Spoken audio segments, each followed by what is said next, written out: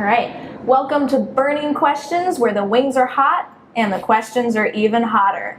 I'm Junior Bell Moran, and today we have our very famous Rogo. Wow. All right. How do you feel? I'm ready for this. You sure? You're prepared? We'll see. Those look pretty hot.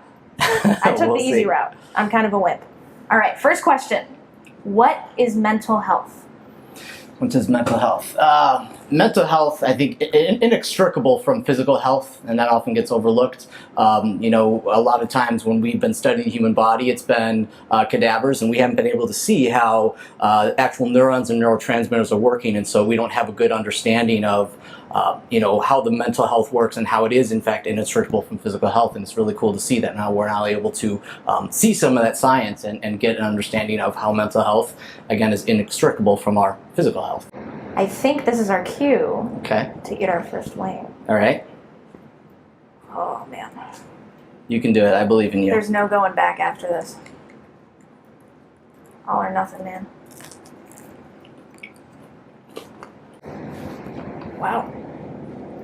All right. We're surviving. We're surviving. So You can tap out after the first one. It's fine. I'm too stubborn for that. Taking that definition, what does mental health mean to you?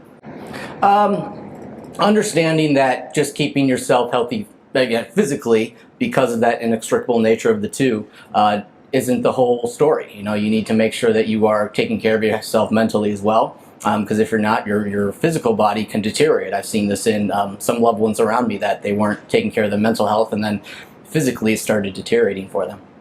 So, do you think mental health means something different to students, specifically maybe the ones you teach? I tend to not like grouping all these things together, like, students or, older people or whatever. Everyone has their own definition, and I imagine that there are some teachers that their definition of mental health would very much link up with some certain students and, vice versa. So just saying, there may be a generational aspect to it, but again, I just really hate those, as a scientist, those kind of all-encompassing stereotypes. It's time. It's time. It's time. I'm looking forward to it. Round two. Round two, man. I'm going with XXX Reserve Habanero this time. I'm too scared to know the name of this. Awesome. Got a big dip. That's a delight. Doable. It's terrible now. All right. What's an important idea or point about mental health and being mentally healthy that you want to share? I think resilience is one part when we talk about mental health that gets overlooked, and that just like an immune system, in order to keep that physical body healthy, if you're not actually taxing your immune system at all, you're not going to keep it healthy. And that's one of the things that we tends to get overlooked, where if you're seeing some sort of issue, instead of really trying to work through it, it's kind of this give up that I tend to see, speaking perhaps a little bit more to that generational thing. I do see that 15 years into teaching, I'm seeing more of that. And so that's one aspect that I try with my students to put back in there, that resilience is actually a part of mental health, and getting through things is something that we're all capable of doing and makes you stronger mentally at the end of the day too. Ghost pepper sauce. Ghost pepper sauce. And you're going with? You, sir, are crazy. I don't even know. Well. I'd rather not. It's a surprise. Not a good one. But. Nice big dip. Make sure this means something. I don't think this is made with ghost peppers. I really don't. It like but yours is made with... Why do you think there's a stigma around mental health? A stigma around, the invisibility of it. You okay there? We're getting through it. Resilience. I'll do the talking. Resilience. Because it's invisible, and we've all been sick, and we've all had a fever. So even whether you have the flu or pneumonia, whatever it is, we all know when you're sick what that looks like. But mentally, there might be some things that you might never experience, or I might never experience, and so I can't relate to that. Not only that, it's invisible, and so it's easy to discount that. Your face is amazing right now. Thank you.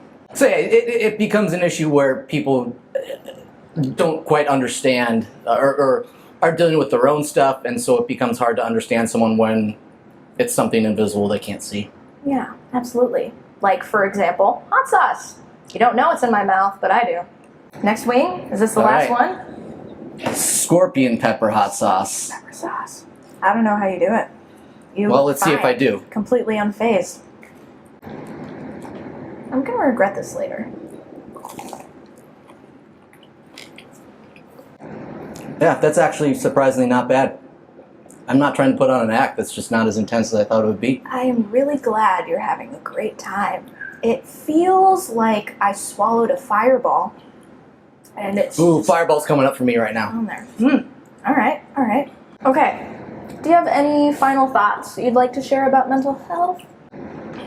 No, I don't necessarily think I have any specific ones that we haven't covered already. Like, it's hitting me now. Yeah. They're not tears. Your eyes are just sweating. Yeah, my eyes are just sweating. Well, there aren't any hotter sauces we have, and I'm very thankful for that. So this has been great. Again, thank you, Rogo. It's been a pleasure interviewing you. And Thank you. this was Burning Questions.